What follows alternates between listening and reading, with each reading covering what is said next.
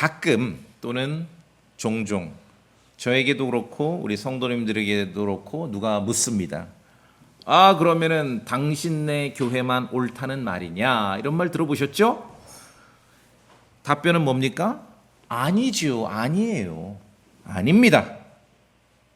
그러나 우리가 가지고 있는 성경만은 옳다는 말입니다. 확실하게 말해야 됩니다. 크리스찬으로서 당신네 목사 나만 옳다는 말이 아니죠. 그러나 내가 붙잡고 있는 성경만은 옳다는 말입니다. 크리스찬으로서 구별되는 저의 정체성은 킹제임스 성경입니다. 여기에 동의한 성도들과 함께 우리가 교회를 이루는 것이에요. 이것이 우리 기초고 우리의 출발점입니다.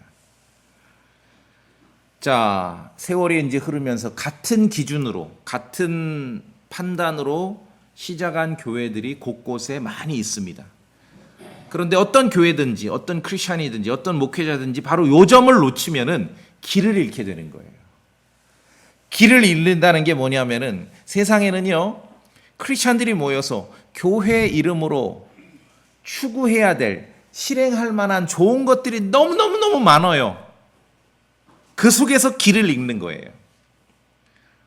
왜 가끔, 자주 가진 않지만 가끔 좀 비싼 한 3만 원, 3만 5천 원 되는 그런 고급 뷔페 식당 가보시죠. 요새는 이제 몇 번 경험이 있기 때문에 느긋해요. 내가 무엇을 공략해야 될지 딱 정해져 있잖아요. 근데 처음에 막 다니실 때 어땠어요? 딱 들어가면 막 정신이 없고 뭘부터 먹어야 될지 모르겠고 그래가지고 한 바퀴 돌지도 않았는데 벌써 배가 이만큼 불러오잖아요. 그게 길을 잃는 것입니다. 뭐가 없어서만 길을 잃는 게 아니라 교회 이름으로 추구하고 실행할 만한 것이 너무 많아요. 그 속에 빠지면은, 그 세계에 빠져버리면 길을 잃게 돼요. 자, 우리의 출발점과 기초가 뭔지를 확인해야 됩니다. 그래서 어떤 고유의 제 맛이라는 게 있지 않습니까? 제 맛을 예수님께서도 소금이 제 맛을 잃으면은 그거는 내다 버린다 그랬죠. 제 맛을 잃으면은 존재의 가치가 없어지는 것이. 자, 우리의 기초와 저의 기초와 출발점은 분명합니다. 그것은 킹제임스 성경이에요. 보존된 성경이고 킹제임스 성경입니다. 이 얘기를 하려고 증명하고 설득하고 방어하려고 많이 연구하고 공부하고 노력하고 그렇게 하는 것이죠. 책을 읽고. 킹제임스 성경하고 개역 성경, 우리나라 이제 대표 성경 개역 성경. 그리고 영어는 NIV나 ESV, 제가 이제 그 정도 얘기를 할 겁니다. 킹제임스 성경과 그러면 개역 성경을 비교하면 뭐가 다르냐? 누가 묻죠? 그럼 제가 말씀드렸죠. 적어도 이제 우리 교회 성도님들은 잘 알고 계세요. 그럼 처음부터 끝까지 다 달라 그러면 안 되죠. 킹제임스 성경하고 개역 성경이 뭐가 다르냐 하면은 대부분은 같다. 그렇죠? 대부분은 같다. 그러나 일부만 다르다. 조금 다르다. 대부분은 같고 조금 다른다. 근데 문제는 그 조금 다른 그것이 결코 함께 할 수 없을 정도로 다르다. 그래서 여기에서 진리가 갈라지고 여기에서 교리가 나눠진다. 이것이 우리의 정답이라야 합니다. 가장 중요한 것은 개역 성경이든 NIV든 ESV든 신약에서 무려 13구절이나 구절 자체가 없음이라고 돼 있지요. 그래도 한글 성경은 친절해요. 절하고 옆에 없음 써 있죠. 영어 성경들은 그것도 없어요. 그냥 점프. 더하여 잘 아시는 대로 요한일서 5장 7절이 없습니다. 하늘에 증언하는 세 분이 계시니 너무너무 위대한 구절입니다. 곧 아버지와 말씀과 성령님이시라 또 이 세 분은 하나이시니라. 이 구절이 없어요. 킹제임스 성경에만 있죠. 이 위대한 구절 하나님이 어떤 분이냐, 삼위일체가 뭐냐를 너절하게 설명할 이유도 없어요. 이 구절이면 돼요. 아버지와 말씀과 성령님이시라 이 세 분, 또 이 세 분은 하나이시니라. 요한일서 5장 7절 이 한 구절이면 되는 것이에요. 이게 없어요. 개역 성경이나 NIV. 자, 그런데요. 여기서 아버지와 Father, 말씀, the Word, 성령님.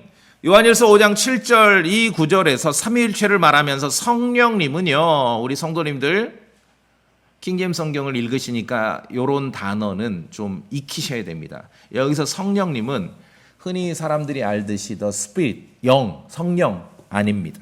여기서 성령님은 홀리 고스트예요. 고스트. 홀리는 거룩하다.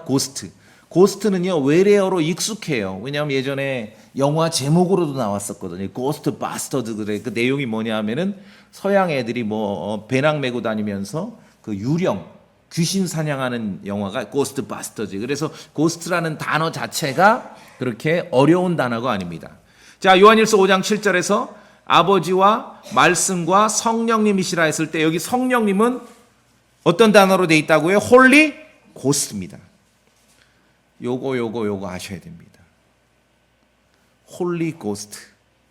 저랑 같이 한번 발음해 보죠. 시작. 홀리 고스트. 시작. 홀리 고스트. 고스트예요. 홀리 고스트. 자, 킹제임스 성경. 여러분이 가지고 계신 킹제임스 성경의 특징이고 킹제임스 성경의 파워가 여기 있습니다. 성령님. 동일한 성령님에 대해서 신약 성경이 표기를 하는데 두 가지로 표기를 합니다. 영어로 the spirit, 영, 그냥 단순히 spirit, 영이라고 표기하기도 하고 요한일서 5장 7절처럼 홀리 고스트라고 표현하기도 합니다. 킹제임스 성경을 읽고 계신다면은 성령님이 적어도 홀리 고스트라는 것은 인식하고 계셔야 돼요. 홀리 고스트입니다. 말씀드렸듯이 고스트라는 단어가 그렇게 어려운 단어가 아닙니다. 킹제임스 성경은 같은 분을 두고 우리가 말하는 성령님을 두고 스피릿, 하나님의 영이라고 표현하기도 하고 홀리 고스트, 거룩한 고스트, 성령님, 우리말로는 성령님인데 홀리 고스트, 거룩한 고스트라고 표현하기도 합니다. 자, 그래서 이제 생소하다 해서 영한사전을 뒤지시면은 고스트가 학생들을 보는 영어 사전을 뒤지면 고스트가 첫 번째 뭐라고 나오냐면 유령, 망령, 귀신 이런 말로 나와요. 그러다 보니까 킹제임스 성경을 읽고 사용한다고 하면서도 성령님께서도 홀리 고스트라는 말을 자꾸 강조하지 않아요. 이 표현을 회피하려고 하는 거예요. 그러다 보면 빼앗겨 버려요. 이런 표현을. 학생들 보는 사전에서는 고스트가 유령, 망령, 귀신인데 그럼 홀리 고스트가 성령님이라면 뭐 거룩한 뭐 망령, 거룩한 뭐 유령 그거냐? 아니죠. 자, 의미가 축소된 거예요. 왜곡된 거예요. 원래 고스트란 말은 홀리 고스트, 성령님의 영을 말했어. 고스트는 스피릿과 같은 의미로 영을 말하고 또는 사람의 숨을, 이 호흡하는 숨을 말했는데 세상에서 하나님의 말씀을 싫어하는 사람들이 얼마나 똑똑한지 아십니까? 여러분은 성경만 뜯어 고쳤다고 생각하세요? 천만의 말씀, 사전도 뜯어 고칩니다. 사전도. 모르면은 국어사전 뒤지고 모르면은 영어사전 뒤지죠? 그런데 우리가 적어도 성경을 공부할 때, 킹제임스 성경을 공부할 때는 성경의 진리를 파괴하면서까지 사전을 신뢰하면 안 됩니다. 모르는 것을 참조하지만 성경의 진리가 바뀔 정도까지 참조하면 안 돼요.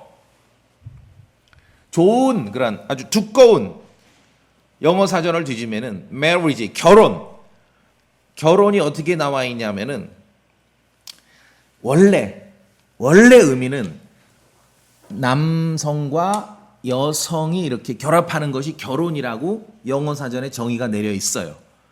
그런데 지금 좋은 두꺼운 영어 사전에 학생들이 보는 영어 사전을 찾아보면은 그렇게 돼 있지 않고 말이 바뀌었어요.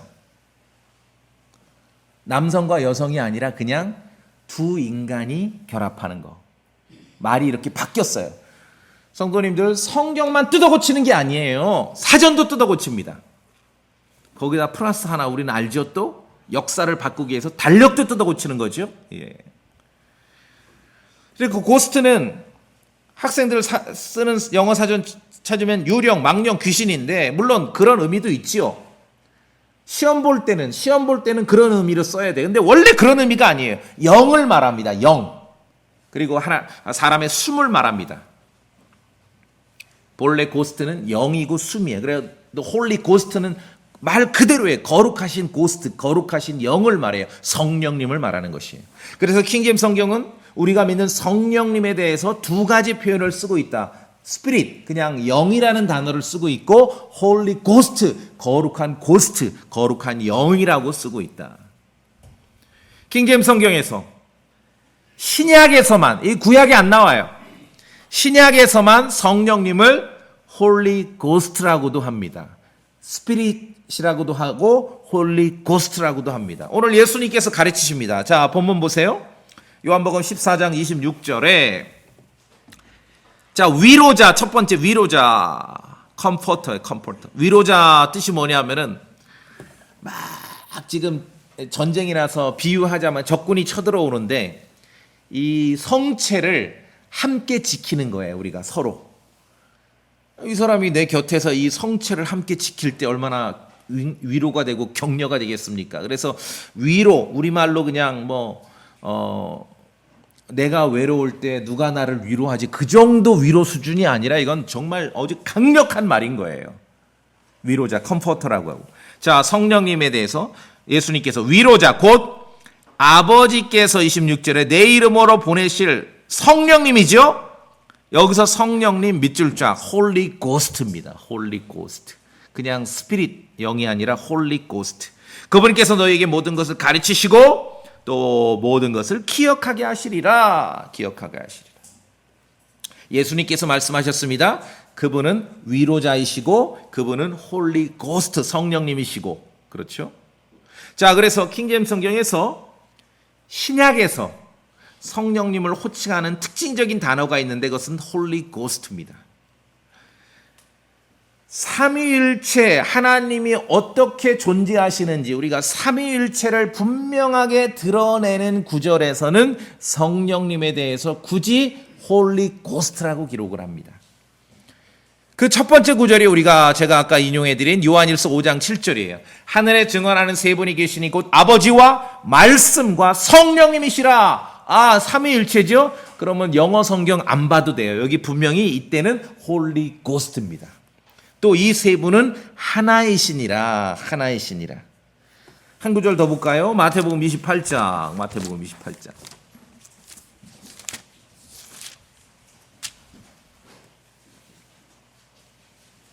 19절. 마태복음 28장 19절.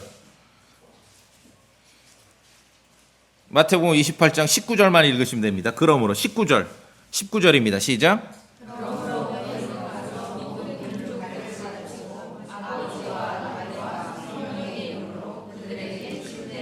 자, 여기서 아버지와 아들과 성령. 한영대역 안 보셔도 돼요. 삼위일체를 드러내죠? 그럼 이때 성령은 홀리 고스트입니다. 분명하죠? 예, 킹제임스 성경에서, 신약 성경에서 성령님을 지칭할 때 우리가 흔히 아는 더 스피릿, 영이라는 말을 쓰기도 하지만 킹제임스 성경만의 특징, 기억하셔야 됩니다. 킹제임스 성경만의 특징, 성령님을 더 홀리 고스트라는 말을 쓰기도 합니다. 그런데 홀리 고스트는 삼위일체가 분명하게 우리에게 계시되는 구절에서는 성령님을 홀리 고스트, 그래서 아버지 하나님, 아들 하나님, 성령 하나님이심을 우리에게 밝히고 있는 것입니다. 자, 그럼 이제 생각해 볼 수 있잖아요. 오호, 또 스피릿, 성령님, 하나님의 영, 성령님, 그래도 우리가 다 알아먹는데 왜 킹제임스 성경에서는, 특히 신약에서는 성령님을 이렇게 두 가지로 표기를 했을까요? 그렇게 번역을 했을까요? 궁금할 수 있죠? 모든 진리는요, 성경의 모든 진리는요, 단계적으로 공개되고 순차적으로 계시됩니다. 무슨 말씀인지 이해하시겠죠? 단계적으로 공개되고 순차적으로 계시됩니다. 무슨 말이냐면은, 물론 구약 성경에서도 삼위일체 하나님이심을 드러내는 그런 구절을 우리가 뽑아낼 수 있어요. 이런 구절, 이런 구절, 이런 구절을 가지고 구약 성경에서 삼위일체 하나님을 우리가 이야기할 수 있습니다. 그런데 그것은 우리는 이미 신약 성경을 통해서 모범 답안지를 보고서 찾아내는 거예요. 모범 답안지를 확인하지 않고 구약만을 가지고 하나님에 대해서 아는 사람들은 물론 이럴 때는 좀 운이 좋다고 해야 될까? 운이 좋아서 삼위일체 하나님에 대해서 구약만을 가지고도 아는 사람이 있을 수 있겠지요. 가능성은 있어요. 그런데 모범 답안, 신약의 삼위일체, 아버지 하나님, 아들 하나님, 성령님, 홀리고스트, 모범 답안을 확인하지 않고서 구약만을 가지고 삼위일체 하나님에 대해서 알 수 있는가? 저에게 묻는다면은 글쎄요. 단일 신교가 되는 거예요. 단일 신교. 왜냐하면 모든 진리는 순차적으로 단계적으로 드러나기 때문에. 자, 우리 에베소서 3장 봅시다. 에베소 3장.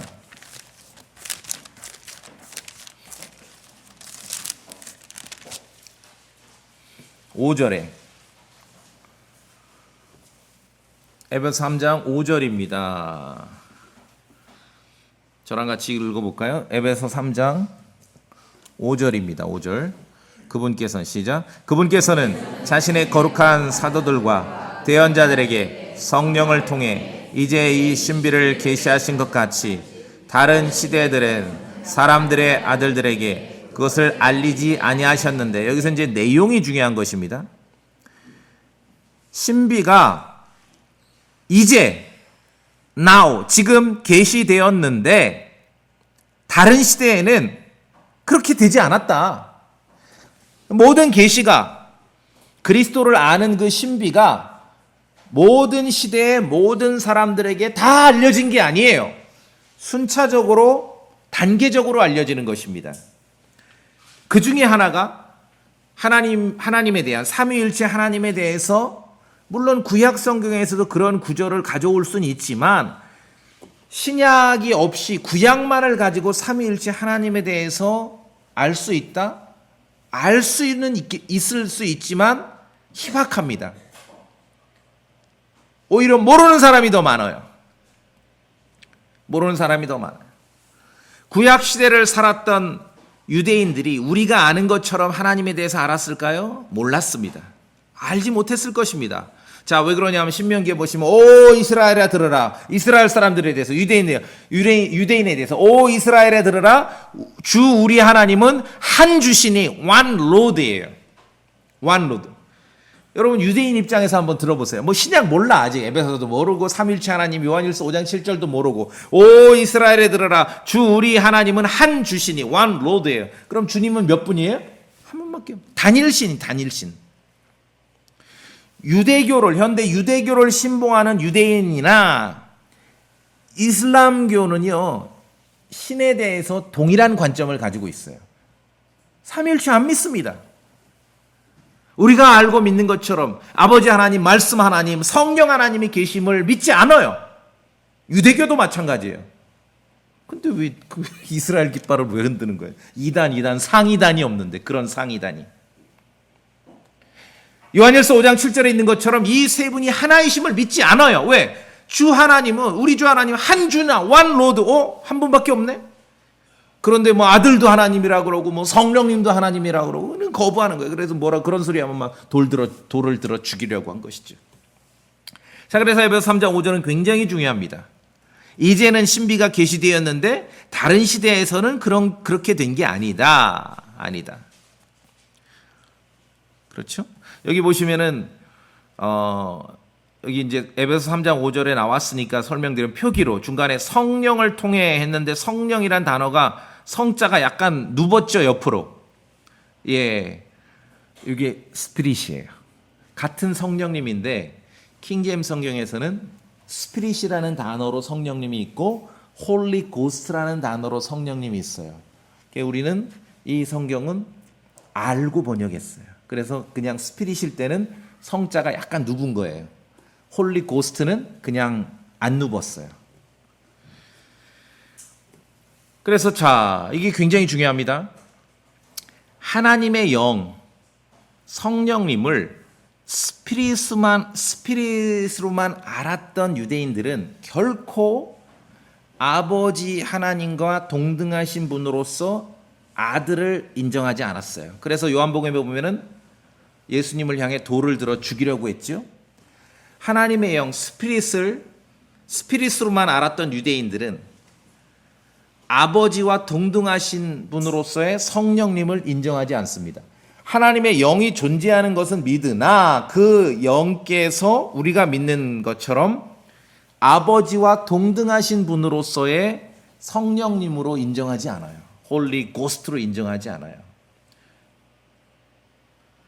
그래서 이게 왜 그러냐면은 그 스피릿 틀린 건 아니지만 예를 들어 하나님의 영 이렇게 뭐 사람의 영 하듯이 하나님의 영, 스피릿이 갖는 영이라는 단어가 갖는 어떤 그러한 특징 때문에 그래요. 언어적 특징 때문에.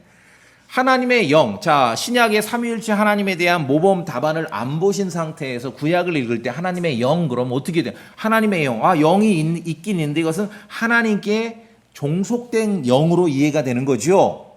자 구약에 제가 한 구절 이제 이해를 돕기 위해서 구약의 사사기 15장 보세요. 몇 번 우리가 확인했던 구절인데 사사기 15장.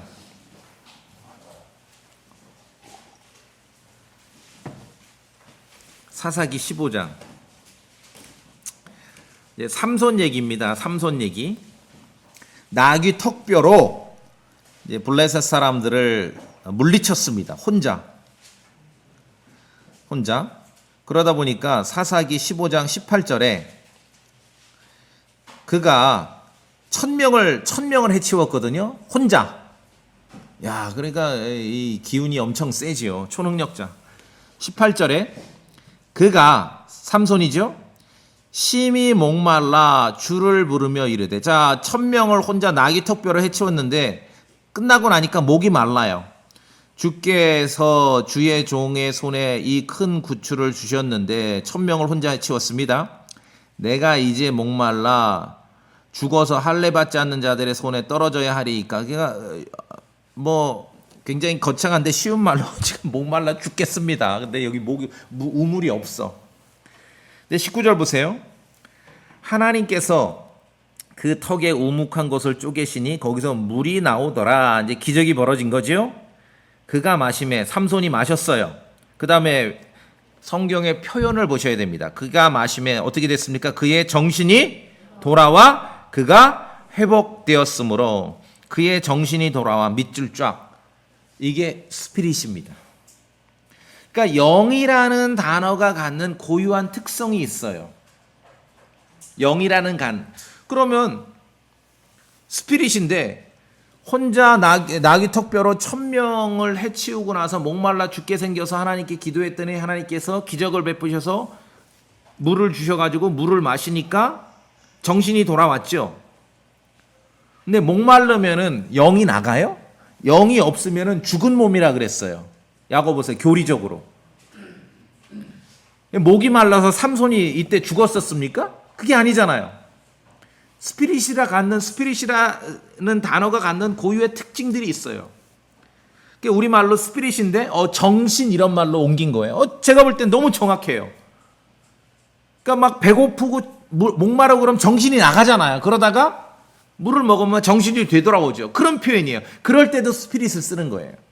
그게 무슨 말이냐면은 하나님의 성령님을 하나님의 영으로만 알면은 그것도 물론 충분한 계시이고 정확한 표현인데 사람들이 문제예요. 사람들이 하나님의 영으로만 알면은 성령님을 영이라는 단어가 갖는 특징 때문에 잘못 이해를 해요. 하나님의 영으로 알면은 이 영이 하나님께 종속된 영으로 아는 거예요.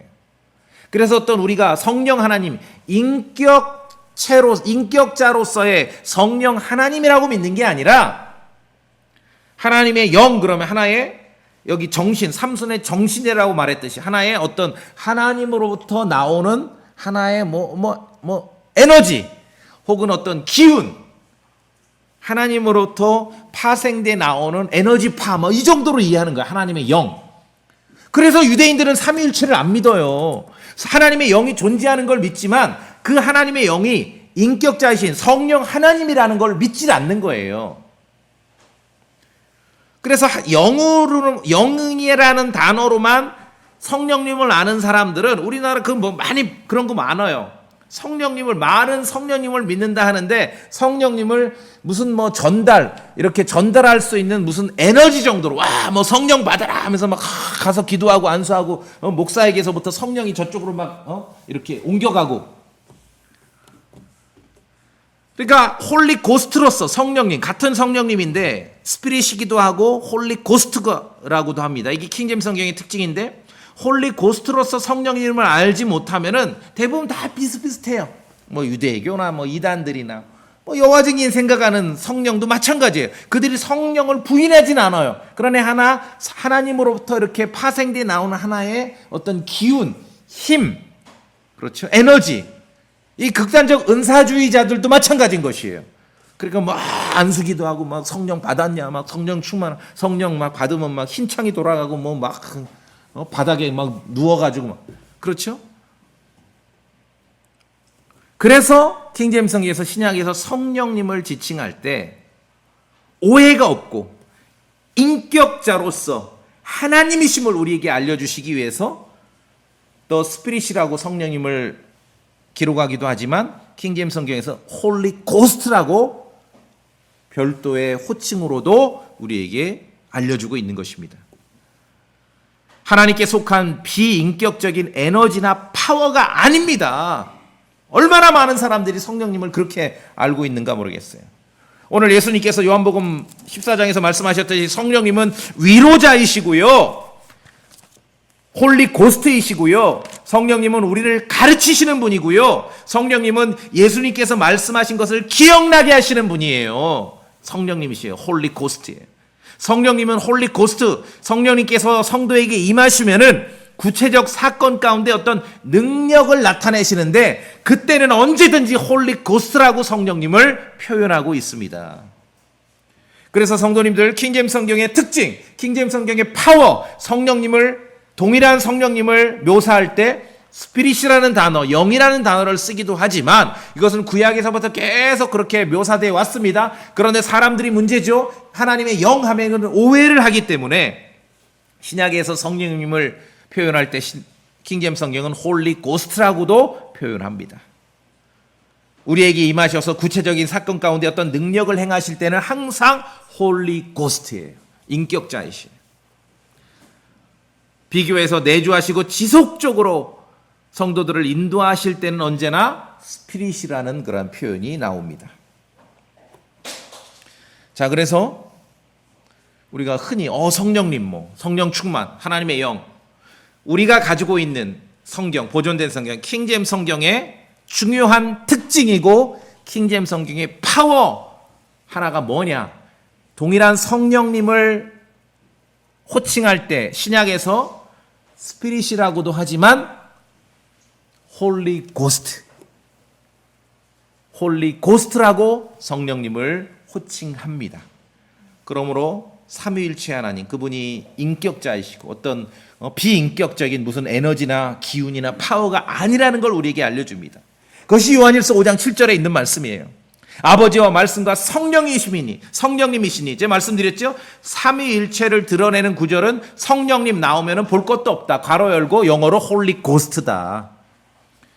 또 이 세 분은 하나이시니라. 하나님이신 거예요. 아버지 하나님, 말씀 하나님, 성령 하나님. 이것이 킹제임스 성경의 중요한 특징이고 파워입니다. 그래서 극단적 은사주의자들은 절대 성령님을 홀리 고스트라고 지칭하지 않아요. 하나님께 속한 어떤 파생된 영으로만 얘기를 하는 것이죠. 스피릿. 자, 두 번째, 킹제임스 성경과 개역 성경 그리고 영어 NIV, ESV를 비교할 때 결코 물러설 수 없는 어휘가 하나 있습니다. 그것은 구약에 있는데 예수 그리스도를 가리키는 표현과 사악한 영적 존재의 이름을 뒤섞어 놨습니다. 우리 성도님들 요점 기억하셔야 되고 정신 바짝 차리셔야 됩니다. 아주 심플하고 담백하게 제가 설명드릴 거예요. 이사야서 14장 보십시다. 이사야서 14장. 이사야서 14장.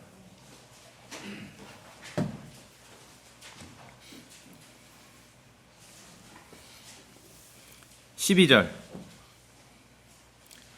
같이 읽어보겠습니다. 이사야서 14장 12절입니다. 이사야서 14장 12절 시작. 오 아침의 아들 루시퍼야, 네가 어찌 하늘에서 떨어졌는가?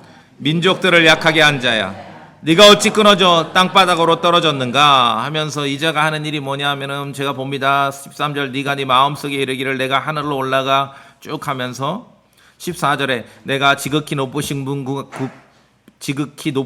같이 되리라 이랬어요, 루시퍼가. 그랬더니 어떻게 하십니까? 주님께서 15절에 너는 지옥으로 곧 구덩이의 옆면들로 끌려 내려가리라. 이사야 14장입니다. 본문은 고대 바빌론 그 왕국, 바빌론을 통치했던 왕에 대해서 묘사를 하고 지적을 하면서 바빌론을 지배하는 인간 왕이 있고 그 인간 왕 배후에 고대 바빌론을 통치했던 영적인 왕이 있음을 밝히고 있습니다. 근데 성도님들, 우리가 성경을 믿는 사람들이 이게 생소한 개념이 아니에요. 그렇죠? 다니엘서 10장을 보더라도 고대 페르시아 왕, 그때 다니엘서 10장을 보면은 그때 왕이 고레스였어요. 고레스라는 인간 왕이 있는데 다니엘에게 나타났던 천사가 말하기를 자기가 21일 동안에 길이 막혀 지체됐는데 그 이유는 페르시아 왕국의 통치자가 그것을 막았다 그래요. 근데 그때 인간 왕은 고레스거든요. 그러니까 천사, 다니엘에게 오는 천사의 길을 막아선 페르시아 왕국의 통치자가 또 있는 것이에요. 그러니까 성경에서는 어떤 왕국들이 있는데 인간 통치자가 있습니다. 그 배후에 보이지 않는 영적인 통치자가 있음을 밝히고 있습니다. 자, 이사야 14장은 고대 바빌론의 통치자가 있음을 얘기를 해요. 4절에 보세요. 너 바빌론 왕을 대적하, 바빌론 왕에 대해서 말하는 거예요. 그런데 루시퍼라는 이름이 등장을 하면서 고대 바빌론을 통치하는 인간 왕이 있고 보이지 않는 영적 세계에 바빌론을 통치하는 영적인 왕이 있음을 우리에게 알려주는 거예요. 이건 한두 번이 아니라 성경에서 우리에게 밝혀요. 그래서 에베소서에서 성도들에 대해서 뭐라 그래요? 우리의 싸움은 육체와 피에 맞붙는 싸움이 아니라 영적인 사악함을 대적해야 된다. 우리는 그래서 세상에서 아무리 지독한 통치자가 있더라도 교회의 이름으로, 예수 그리스도의 이름으로 싸워야 될 대상은 그 눈에 보이는 세상의 지독한 통치자가 아니라 보이지 않는 영적인 세계를 통치하는 그 통치자를 상대를 해야 되는 거예요. 이게 교회의 임무지요. 그렇죠? 자, 그래서 고대 바빌론에는 인간 통치자가 있었고 또 보이지 않는 통치자가 있었는데 바빌론에 보이지 않는 통치자의 이름이 이사야 14장 12절에 루시퍼라고 밝히고 있습니다. 루시퍼. 이 자는 하나님께 도전하다가 15절에 우리가 보았듯이 지옥에까지 떨어집니다. 아주 사악하고 나쁜 존재지요. 그런데 성도님들, 지금 이 시간, 이 순간 이사야 14장 12절에 그 고대 바빌론을 통치했던 영적인 사악한 존재 루시퍼, 하나님께 도전했다가 지옥에까지 떨어지는 그 루시퍼라는 그 이름이 기록되어 있고 표기되어 있는 성경은 킹제임스 성경밖에 없습니다. 킹제임스 성경밖에 없어요. 1885년 이후에 번역된 모든 성경, 1885년 이후에 번역돼 나오는 성경들은 다 루시퍼가 없어요. 그럼 여기서 중요한 게 루시퍼라는 이름이 사라진 거는 알겠는데 그 다음 어떻게 됐는가? 뭐 없음, 그게 아니라 그 자리를 개역성경에 있듯이 계명성, 이게 트릭이에요. 트릭. 계명성 한자로 넣어놨는데 루시퍼를 빼고, 계명성이 뭐냐 하면은 영어로 모닝스타거든요. 새벽별.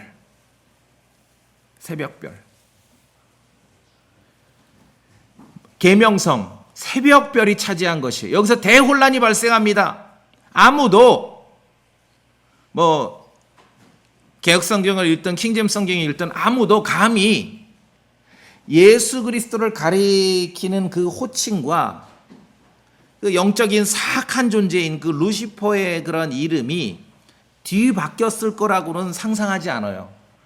그러니까 많은 사람들이 요 대목에서 계명성, 새벽별하고 루시퍼의 이름을 동일 인물로 여기면서 설명을 합니다. 그러다 보니까 미궁에 빠집니다. 이 부분을 최고로 설명한다는 한국의 기독교 학자 글을 읽었거든요. 엄청 길어요. 읽다가 제가 나고했어요. 읽다가 미궁에 빠져버려요. 왜냐하면은 계명성, 새벽별, 모닝스타라는 그 예수 그리스도를 가리키는 그 말과 루시퍼라는 영적인 사악한 존재의 이름이 뒤바뀌었을 거라고는 상상은 못하고 이게 그냥 같은 거라고 생각하기 때문에 미궁에 빠져버리는 것이죠. 성도님들, 예수 그리스도는 빛나는 새벽별이십니다. The bright morning star. 우리 노래하죠? 주는 저 산 밑에 백합 빛나는 새벽별. 요한계시록 22장. 요한계시록 22장.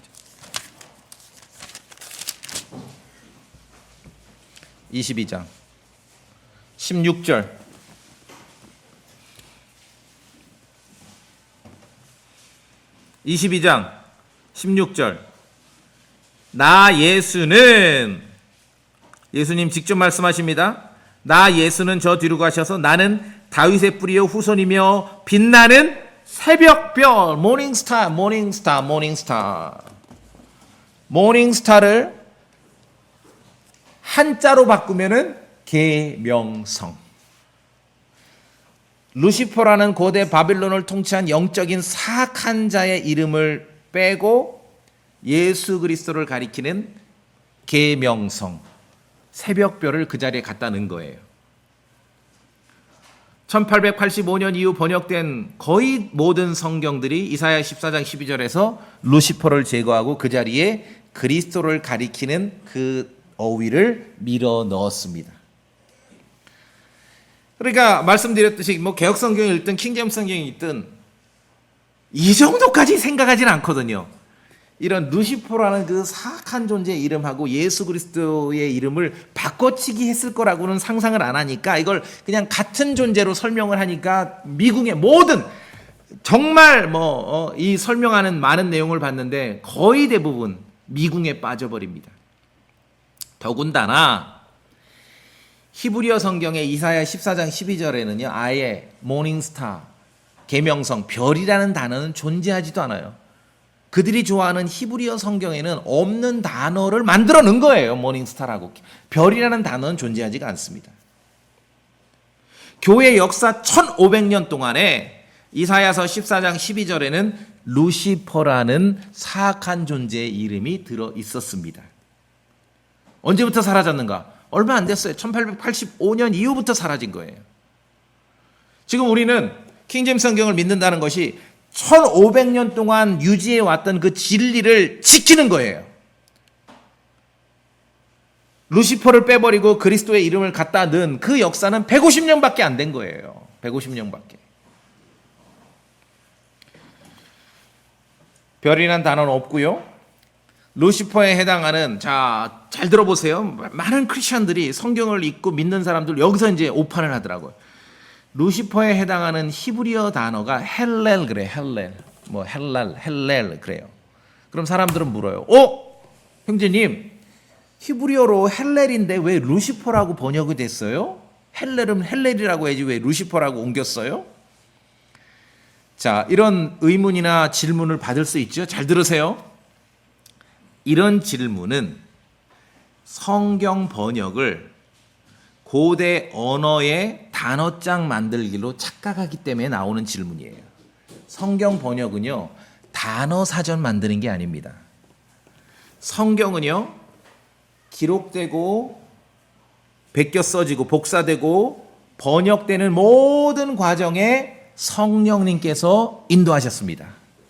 왜? 하나님의 말씀이 처음에 계시된 있는 그대로 히브리어를 아는 사람들에게는 히브리어로, 그리스어를 아는 사람들에게는 그리스어로 하나님의 말씀이 전달되어야 하기 때문에 그런 것이에요.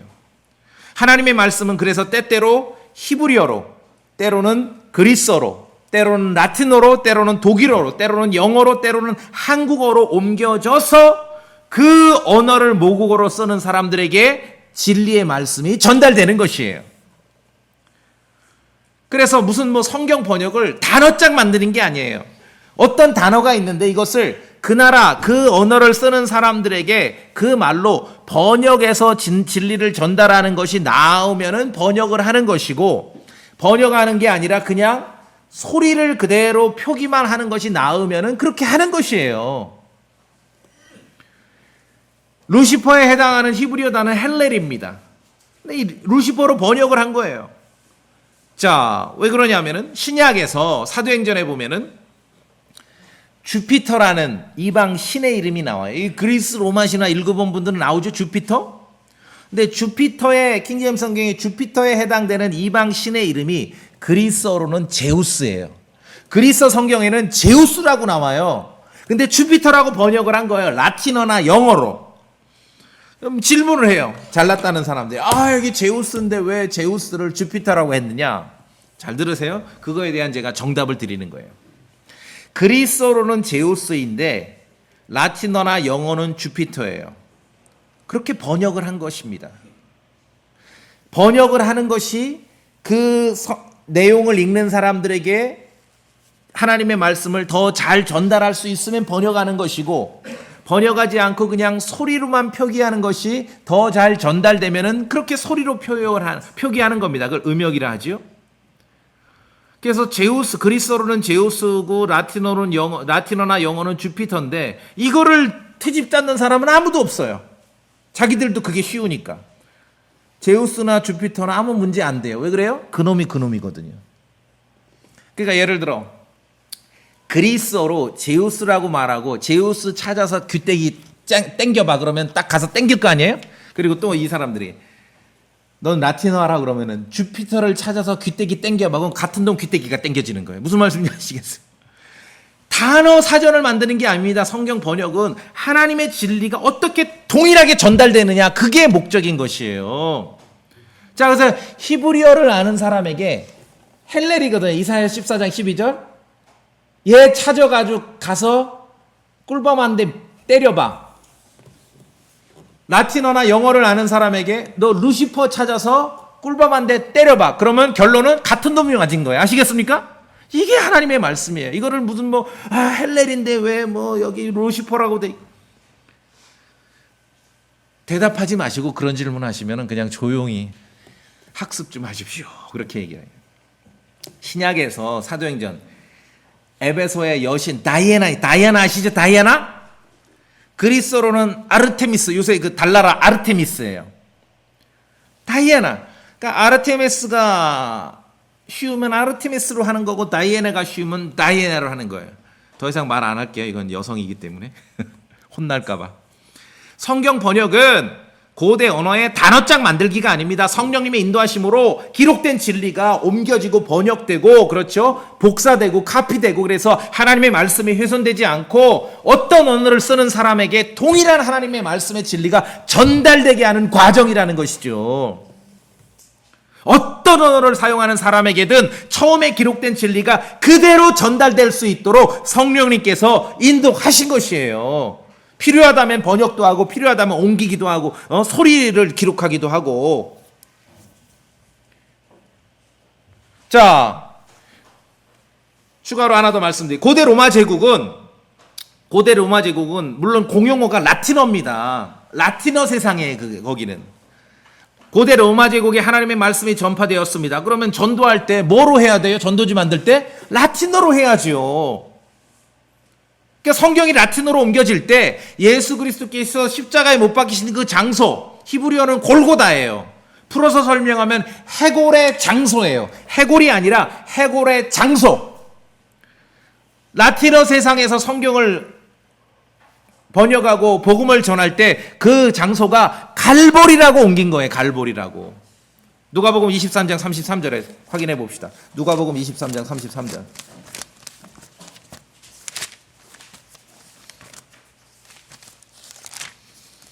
(23장 33절) 제가 봅니다. 그들이 갈보리라 하는 곳으로 가서, 그렇죠? 갈보리. 킹제임스 성경에만 있어요. 누가복음 23장 33절에 갈보리라는 단어가 다른 성경들은 없어요. 이거 해골이라고 해놨어요. 성령님께서 어떠한 단어는 음역을 하셨고 소리로 기록하셨고 어떠한 단어는 번역을 하셨습니다. 왜? 하나님의 말씀이 그 언어를 쓰는 사람들에게 정확하고 훼손되지 않고 쉽게 전파되게 하시기 위해서 무슨 뭐 고대 언어 단어장 만드는 게 아니에요. 성경 번역이. 유럽 문명에서요. 무려 1500년 동안에 그들은 라틴어부터 시작해서 모든 언어에서 누가복음 23장 33절 그리스도께서 못 박히신 그 장소가 갈보리라고 알고 있었습니다. 유럽 문명은요, 갈보리라는 단어 위에 형성이 됐어요. 그래서 서양 언어에 그런 표현이 많아요. 묻는데 막 괴로운 표정. 너 왜 그래? 내가 지금 갈보리를 통과하고 있습니다. 무슨 말인지 알아듣죠? 유럽 언어는 그렇게 된 거예요. 갈보리라는 단어 위에. 무려 1500년 동안에. 150년 전에 1881년 이후부터 번역된 성경에 누가복음 23장 33절에 갈보리가 사라졌습니다. 이게 얼마 안 된 역사예요. 그렇죠?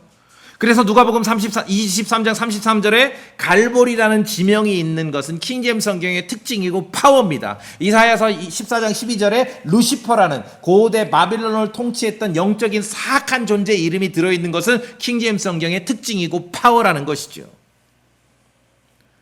뭐 히브리어 가지고 하고 그리스어 가지고 와서 왜 이렇게 됐냐고 묻는 사람이 정확하게 여러분이 답변하실 수 있어야 됩니다. 자, 그럼 이제 한국 얘기를 하면은 킹제임스 성경이 본격적으로 알려진 30년밖에 안 됐습니다. 이제 뭐 31년, 2년. 30년 전부터 성경에서 갈보리라는 번역이 사용됐어요. 처음으로. 누가복음 23장 33절에.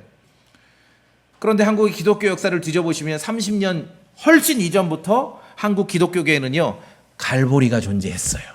이게 도대체 어떻게 된 거예요? 제가 해답을 찾았죠? 찬송가로밖에 답변을 못해요. 그렇죠? 찬송가로밖에. 갈보리산 위에 갈보리산 찬송가로밖에. 많은 크리스천들이 갈보리, 예수 그리스도께서 십자가 못 박히신 갈보리라는 지명을 성경에서 읽었다라고 착각을 해요. 이게 성경에 들어온 게 30년밖에 안 됐습니다. 제가 그 현장에 있었고 그 전까지는 킹제임스 번역이라며 하면서도 똑같이 누가복음 23장 33절에 그리스어를 들이밀면서 해골이라고 했는데 굳이 고집을 펴서 이거는 갈보리라고 해야 됩니다. 이건 1500년의 문명, 우리 복음의 역사라고 갈보리라고 해야 된다 해서 갈보리가 들어온 거예요. 그 구체적인 과정에 김시성을 가진 사람이 좀 기여를 했습니다. 고집을 펴서. 예수 그리스도께서 십자가에 못 박히신 장소는 골고다이고 해골의 장소이고 갈보리입니다. 누가복음 23장 33절 갈보리는 킹제임스 성경이 킹제임스 성경이만이 갖는 특징이고 파워입니다. 이사야서 14장 12절의 루시퍼는 킹제임스 성경만이 갖는 특징이고 파워입니다.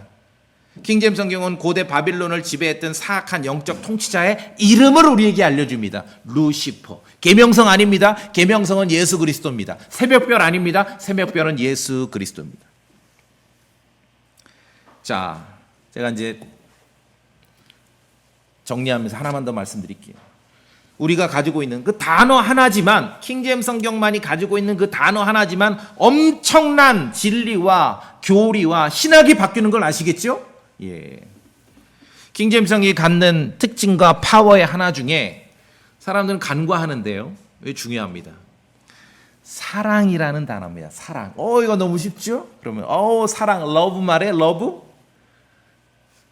많은 사람들이 사랑을 러브로만 알지요. 그러면 이제 신학 좀 공부했다는 사람들이 딱 아는 척을 해. 맞아요. 당신이 지금 사랑을 말할 때는 뭐 아가페를 말하고 필레오를 그거 말하려는 거죠. 아닙니다. 아니에요. 킹제임스 성경에서는요, 사랑을 러브로만 표기하지 않습니다.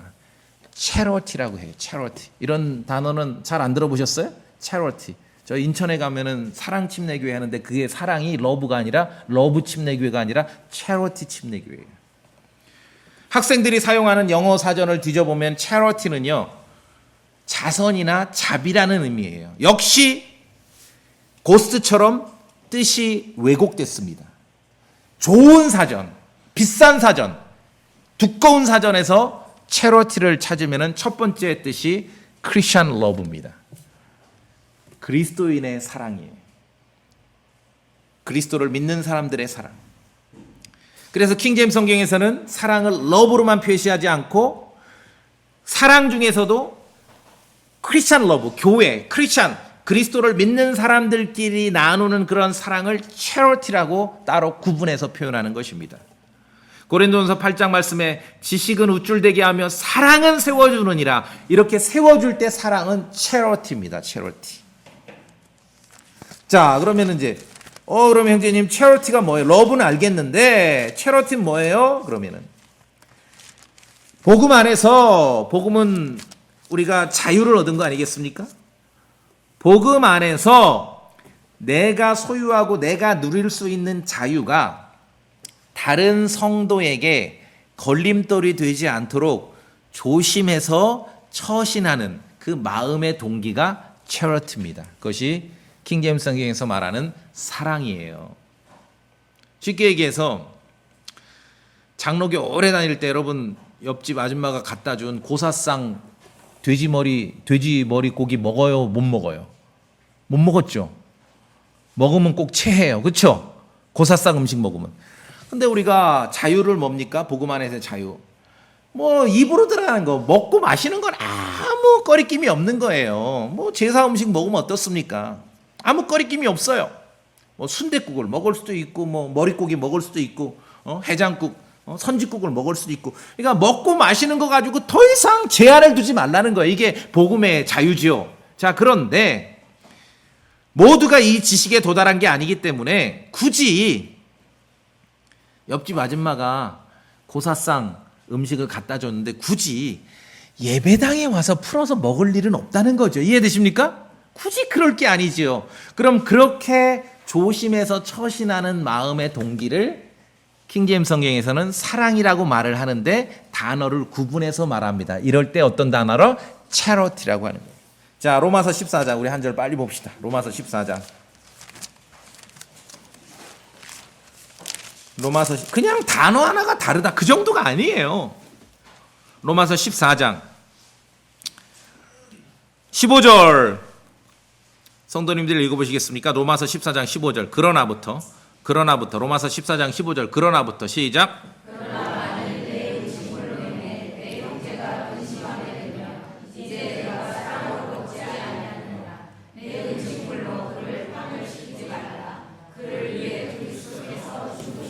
예, 그럼 사랑을 charity를 얘기하면서 왜 자꾸 먹고 마시는 얘기냐? 이 고대 사회는요, 시장에 나가서 고기를 사오면은 99.9% 주피터 신전 걸쳐서 나오는 거거든요. 99.9% 다 다이애나 신전 걸쳐서 나오는 거. 말하자면은 다 고사상 음식이라는 거예요. 고기가 이제 그래서 문제가 된 거죠. 그래서 나는 자유를 누리는데 내가 그렇게 얽매여 살다가 복음 안에서 자유를 누리는데 그렇다고 해서 그걸 굳이 예배당에서 막 먹어서 다른 사람, 이 지식에 도달하지 않은 다른 사람에게 어려움을 줄 필요가 없다 이거지요. 그래서 사랑이란 말, 여기 보시면 사랑을 약간 두껍게 표시했죠. 알고 번역한 거예요. 킹제임스 성경에서는 사랑을 love라고도 하고 크리스찬 러브는 charity라고 쓰는 것이에요. charity. 그래서 성도들 안에, 교회 안에 charity가 없으면 어떤 일이 벌어지는가? 거칠고 폭력적인 성도로만 가득 채워집니다. 왜냐하면 다른 사람을 배려할 줄 모르거든요. 그래서 그 유명한 사랑장 고린도전서 13장 사랑은 언제나 오래 참고 사랑은 오래 참고 친절하며 사랑은 시기하지 아니하며 사랑은 스스로 자랑하지 아니하며 우쭐대지 아니하며 보기 흉하게 행동하지 아니하며 자기 것을 추구하지 아니하며 이게 모든 그 유명한 고린도전서 13장 사랑장은 다 charity입니다. charity. 크리스천 러브예요. 그냥 러브가 아니라. 킹제임스 성경의 특징이고 파워입니다. 성경은 사랑을 러브와 체리티 두 가지로 구분해서 표기하고 있습니다. 이것이 킹제임스 성경의 특징이고 파워입니다. 사랑장 마지막 구절. 이제 믿음, 소망, 사랑 이 셋은 항상 있으나 이것들 중 가장 큰 것은 뭐라고요? 사랑이라. 그러니까 사람들이 다 밥퍼주고 찌개 끓여서 나눠주고 길거리에서 이게 사랑인 줄 알아요. 천만의 말씀. charity는 크리스천 러브라고요. 믿음, 소망, 사랑 이 셋은 항상 있으나 이것들 중에 가장 큰 것은 뭐라고요? charity. 왜요? 믿음, 소망, 사랑. 믿음은요 혼자서도 잘해요. 예배당 안 오고 혼자서도 믿음 가질 수 있죠. 소망도요 혼자서도 잘해요. 집에 있을 때는 뭐 절망이고 예배당 오면 소망이고 그거 아니잖아요. 근데 사랑, 킹제임스 성경에서 말하는 charity는요 혼자 있으면은 불가능합니다. 곁에 누가 있어야 됩니다. 그래서 최고라는 것이에요. 자, 우리가 구별되는 면이 뭔지를 분명히 아셔야 됩니다. 우리 교회는 킹제임스 성경이 있기 때문에 우리 교회가 있는 것이에요. 저도 마찬가지입니다. 제가 설교자로 성경 교사로 나선 거는 킹제임스 성경이 있기 때문에 그렇습니다. 이것이 우리의 출발점이고 우리의 기준점입니다. 성령님을 킹제임스 성경은 스피릿이라고도 말하지만 홀리 고스트라고 말합니다. 하나님께 대들다가 지옥에 떨어지는 고대 바빌론의 영적 통치자의 이름이 루시퍼라는 것을 킹제임스 성경만이 알려줍니다. 이것이 킹제임스 성경의 특징이고 파워입니다. 우리의 출발점과 기초를 확실하게 붙잡으셔야 됩니다. 그러지 않으면 길을 잃고서 망망대해를 목적 없이 떠다니는 작은 배처럼 되는 거예요. 말씀드렸죠? 교회 이름으로 해야 될 너무 좋은 일들은 세상에 너무너무 많아요. 그러면 길을 잃게 되는 것입니다. 킹제임스 성경이 알려주는 대로 사랑, charity, 크리스천 러브, 두꺼운 사랑이 곁에 있는 성도들을 배려할 줄 알고 그래서 품격 있게 처신하는 성도로 우리를 성숙시키는 것입니다. 그 단어 하나하나를 아는 것이 그래서 중요한 것입니다. 성도님들, 우리가 가지고 있는 보존된 성경, 우리 손에 있는 이 성경의 특징과 이 성경이 주는 파워가 어디 있는지 아시겠습니까? 그 보존되어 있고 담겨 있는 그 단어를 아는 것이 우리의 신앙의 격을 올려준다는 말씀입니다. 그렇게 하시겠습니까? 예, 다 같이 기도하시겠습니다.